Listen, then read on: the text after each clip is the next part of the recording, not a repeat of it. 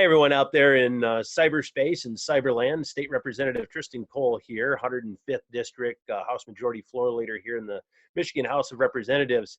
And I felt like it would be good to join you today electronically here to reach out. A lot of people are spending time on their devices, and this would maybe be an interesting conversation. And I'm joined today by Tim Kroll, and I'm going to let Tim introduce himself and the reason that we felt this conversation, this discussion today would be helpful. So, Tim? Yeah, so thanks. I mean, this opportunity is pretty incredible. We are living in a world and a time right now, probably unlike anything else that we've ever seen. So it's kind of, and this is going to sound weird, but it's kind of, to me, really exciting. I feel like we've got such an opportunity. So what I've been doing over the last several years, I've worked a lot in e-com. I've built a lot of different companies. We've built them up to millions of dollars. And then currently within the last 2 years, I've been working with a lot of small businesses, and we do a lot of individual coaching as well as some group coaching. And the entirety of what I've been doing in my life has been the coaching as well as consulting with small businesses and then doing some public speaking. So I could give tons of examples, but I don't want to go into all of that. So, I mean, it's pretty much where I'm at and what I do at this point in time. And I'll turn it back to you. Yeah. So one of the things that when we spoke about putting this together yesterday was to talk about the opportunity, but the responsibility that a lot of our leaders have and a lot of our small business owners have with their teams, whether it be a team of staff at an office or whether it's a team of servers and waitresses and cooks. This could be applied in a lot of different ways and a lot of different areas. But can you outline a little bit of what you feel the responsibilities are and the opportunities here to build your team, make it stronger, and then come out on the other side in a better place? Yeah, and that's the questions that are coming across as far as in our coaching is, like, what do I do? Where is it at? And so what I'd like to do, I mean, if we can just start with this and just kind of couch it in this framework or in this mindset of the fact that there was a Gallup poll that was put out worldwide. And at any time of a crisis situation, chaos situation, things that have created a lot of upheaval in our economy or in our world, they found that there are 4 specific things that every person wants from their leadership. And those 4 things are compassion, they want trust, they want stability, and they want hope. And when we look at that, as a leader, if we know that all of the people that are following us, because truly a leader is somebody that has somebody following, somebody that they have some type of influence. As business owners, that means we have employees, we have customers, or we have constituents, we have people that are looking at us, but what they're desperately craving right at this exact moment is the compassion, leading with compassion, leading with stability, leading with trust, and then creating hope and inspiration for the future. So that has been, man, almost every conversation I've had in the last 2 weeks, that has been the crucial key element, the foundational piece out of everything that we're doing. But then the transition comes from, okay, now that we know that that's what they want, how do we provide that? How do we, as leaders, lead in those directions? And I think that's obviously where this conversation is going to go. But it's really all about how are we going to provide compassion as a leader? How are we going to create stability as a leader? And how are we going to speak into our employees' lives when, quite frankly, they're panicked and they're really afraid of what the future is going to hold? Yeah, for me, from a representative standpoint, it's having those personal stories conveyed to me, whether it be through a phone call, a text message, a Facebook message, messenger, a phone call to the office. Any of those things gives me a snapshot, a little window into the challenges that people are facing as real people. It's one thing to say, I'm working to help people. And then it's another thing to say, I'm looking to help the waitress that has had her hours cut by 75% during this mandated shutdown of sit-in restaurants. Those individual stories really empower me and allow me to be more accurate and more descriptive and prescriptive when it comes to working on policy, something that I was working on with the speaker's policy team today. How can we work with the administration, the governor right now, in an accurate fashion to make sure her executive orders are in line with what our state's needs are, individual constituents' needs are. And then when the emergency declaration, when this is over, and it will be over, how do we come out stronger on the other side? So we're working on putting policy ideas in place now Yeah. and doing the framework now so that we're in the best place possible to strengthen individuals and our economy as a whole when this is over. Yeah, and that's the number one question that I get from a business owner. All of a sudden, he hears an executive order come from the governor and says, Tim, what do I do now? How do I talk to my employees? What do I need to tell them? How do I set up my business so that I'm not going to go completely bankrupt? Or what am I going to do to be able to move forward? And those concerns are real and genuine. And so the biggest thing, and this is where I mean, when we start with everything, the biggest thing is leading with compassion. And what that means and how that translates is we have to be listening to those stories, just like what you said, because regardless of how I feel about the virus or how it's impacting my own life, quite frankly, that's irrelevant. Whether I feel one way or the other, it doesn't matter. What I have to be able to be conscious of as a leader and as I coach and work with these small businesses is what's their real perception at this exact moment. And for them, it's this business has been their baby. This is what they've poured, blood, sweat, and tears have gone into their business. And now there's a threat that business might be taken away because they're not sure of what the future may hold. So as a leader right now, go ahead. Yeah, it sounds like to me that there needs to be some direct, eyeball to eyeball communication saying, I am going to do my best to take care of you. Yeah.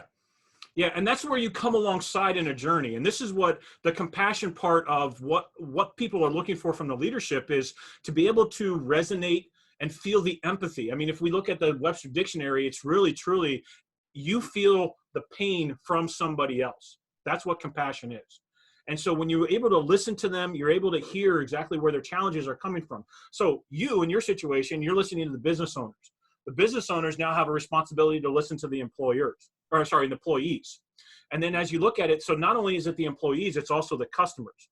And so hearing exactly what the pain points are and what the challenges are and what the fear is going on in your customers' lives as well as your employees, that's how we start to build this conversation, to have a clear communication, to have a clear plan of action. And that's it really truly has to start with empathy. It has to start with the compassion.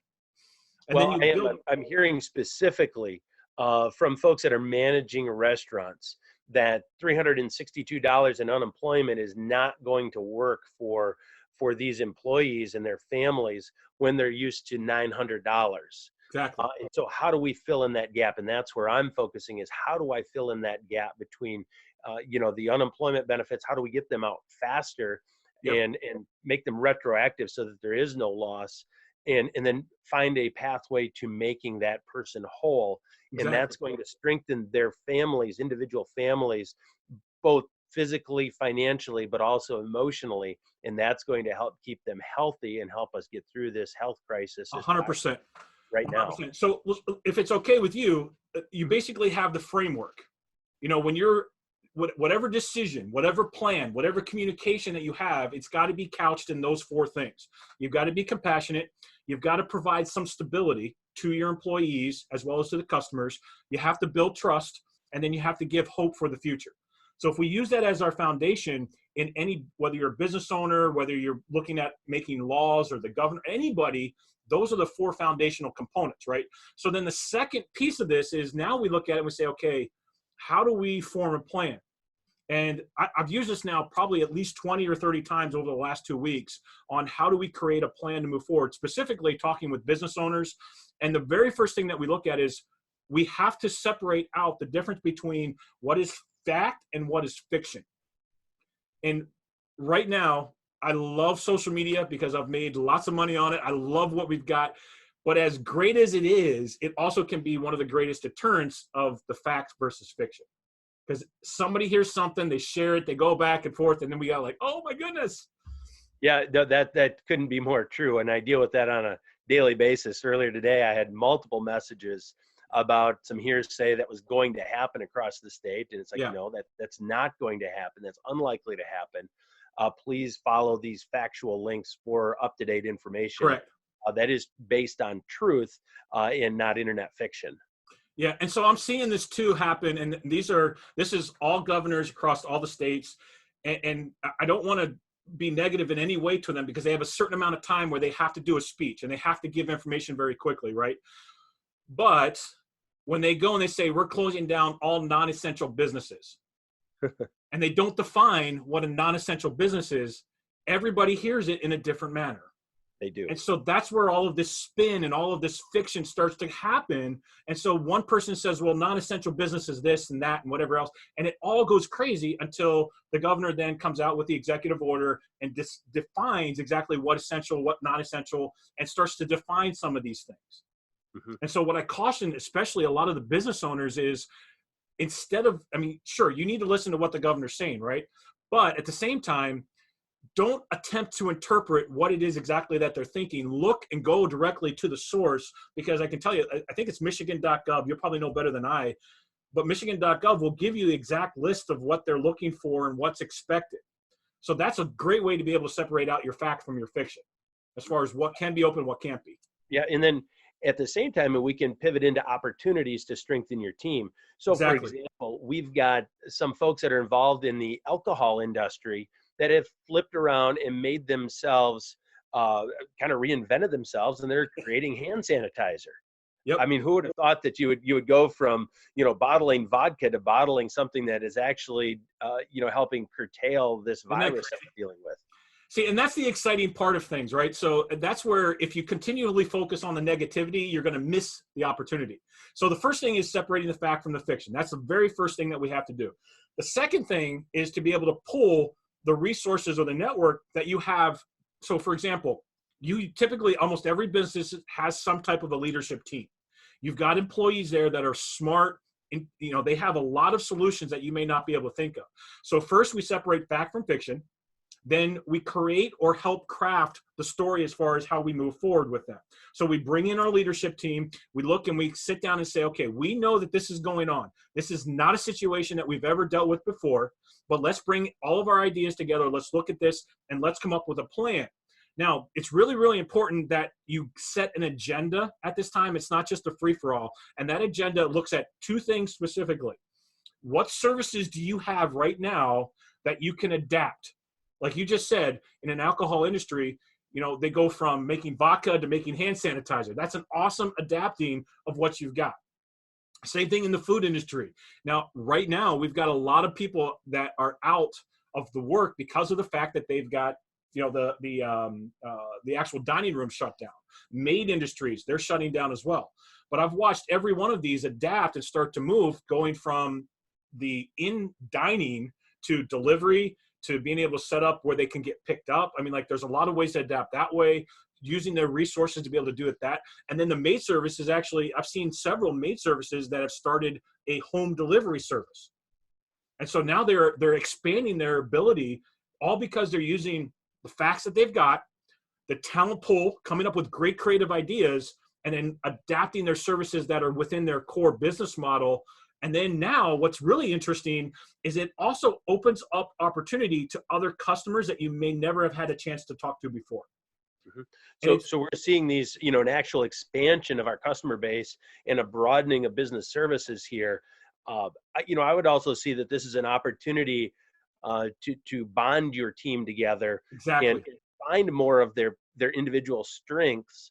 And then build that moving forward so that you actually have a stronger, more loyal workforce and team within your business that actually could be bigger and broader coming out of the other side. 100%. And that's why we have that foundation: compassion, stability, trust, and hope. And that's what creates a bond. That's what creates the culture inside of a business. Those four aspects. And by approaching it from that perspective and then working this plan where you look at the facts, you bring your team together, you get creative, you look at your services, you adapt, and then how are you going to communicate in a loving, compassion way, in a stable way to your customers? And by doing all of those things, you can now put together a plan to be able to adapt. Now, I want to recognize this sounds simple, but it's not easy. It's hard. So I want to recognize that, because I'm sure there's going to be people that listen to this or talk about it, or they go back and they're like, well, you make it sound so easy. Well, I'm not saying that it's easy. I will never, ever say that, because we are in a situation that we haven't ever gone through. It's simple, but it's not easy. And we do have to be active and work hard, and we do have to hustle. So, well, I think coming out of this on the other side, that customers are also going to pay attention to how individual businesses worked with their team and were compassionate, as you Yep. said at the beginning, with their team members, and how did that business take care of their team, that's going to resonate Yep. building a customer base moving forward. And 100%. I really believe you're going to be rewarded for making some of those decisions, building within yourself, moving forward on the other side. Yeah, so true, so true. And as we look at anytime you have chaos, anytime you have a crisis, these are the true times when leadership is going to be able to step forward. And I say true leadership, like good leaders, this is an opportunity for you to step forward to make a difference and an impact, not just on your business, but this is where the ripple effect starts, right? So you impact your business, which really, truly, it does impact your family, it impacts your employees' family, which then impacts the community.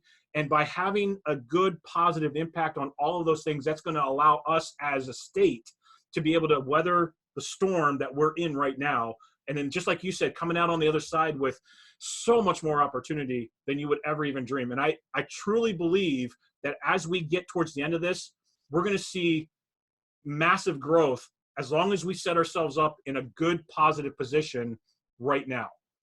So those right now that take this as an opportunity to strengthen their team, to build their team, to increase awareness of the strengths and even the weaknesses within their current group of employees, staff members, or family, that's going to set them up to best take advantage of the growth on the other side of this. I would say, let your team know that you're not an island, that others are dealing with this, that you are communicating outside of your bubble, if you will. Let them know that, hey, I've been in communication. I've called State Representative Triston Cole. I have called Senator Wayne Schmidt. I've called Congressman Bergman. I've called both of our senators at the U.S. level. You know, those things are going to be very important. And I would also encourage team leaders to have their staff also relay their personal struggles and stories and what would be most helpful. I'm only as strong as the shoulders that I stand on. I'm only as strong as the information that I have. I don't want to make a decision, based on one set of information when I could have been more prescriptive and more accurate to help families and help businesses get through this. Yep. Yep. That is so true. And I honestly think this, and this is kind of just a personal theory of mine, the greatest lie ever told, and it's the only lie that's terminal, is if you fall prey to the belief that you're the only one going through it. If you fall prey to that belief, then it's over. So don't fall prey to that lie, because you are not alone. We have such a strong group of community leaders. We've got a great group of representatives. We've got a great business structure. There's a lot of good things that are out there. So don't ever fall prey to the fact that you're the only one that's going through this. That's a part of my job as a representative, is to convey this to other folks around the state, my colleagues that have a different set of constituents from a different area. Maybe, I have a very rural district, and a lot of the representatives have very urban districts, and it's a whole different set of problems. But by building the relationships and by sharing different constituent stories and circumstances, we come together even stronger. And 100%. the partisan side of this just falls by the wayside. It 100%. really is non-existent when we are focused on helping each other and solving a policy problem. Yeah, that is so true. I mean, I work in a group called AGS. It's Conquer Program. You see the stickers up here. It's one of our big things. There are 14 coaches. We come from literally all over the world. And we've come together, and I think I've shared this with you, but we have a field guide for how to handle the COVID virus and some things like that. And I'm willing to share that with whomever needs it.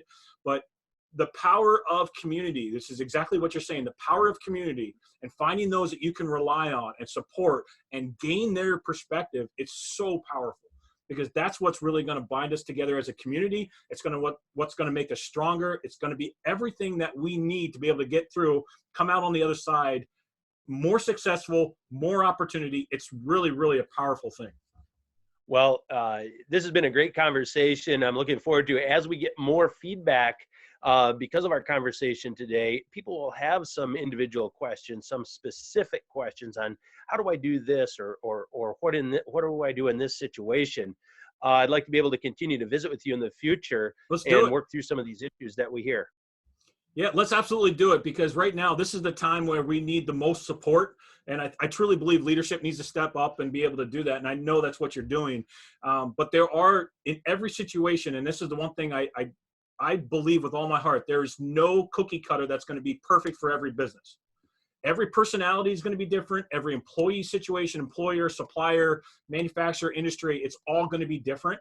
And now there are principles that go across the board, but at the same time, coming up with an action plan, coming up with communication styles, coming up with how do you handle employees, all of that is going to be different. So if there are specific questions, I'd love to help, love to be able to work together with you on this. It sounds like it. I'm kind of getting excited because I like doing this stuff. I love the business development, man.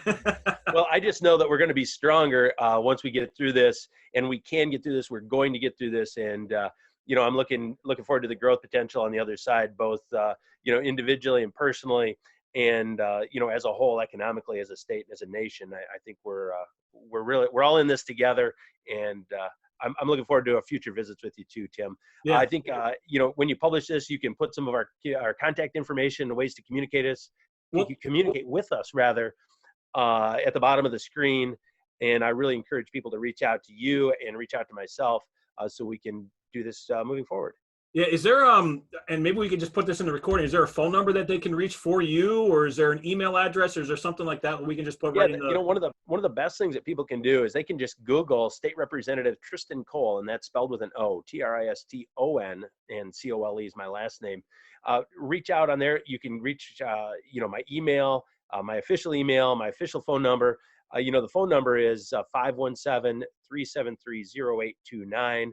I can get you, so you can put it printed on the bottom of this clip, the Absolutely. email, so people can write it down. But honestly, Google is one of your best friends on this to It find is. our contact information. Yeah, and if you Google my name, I come up like right away. And so there's all kinds of ways to get in touch with me, websites, and anyway, there's all kinds of ways. Yeah. So looking forward to it. Thank you for taking a few minutes today, Tim. 100%, man. Can't wait. All right. Blessings. Bye-bye. See ya.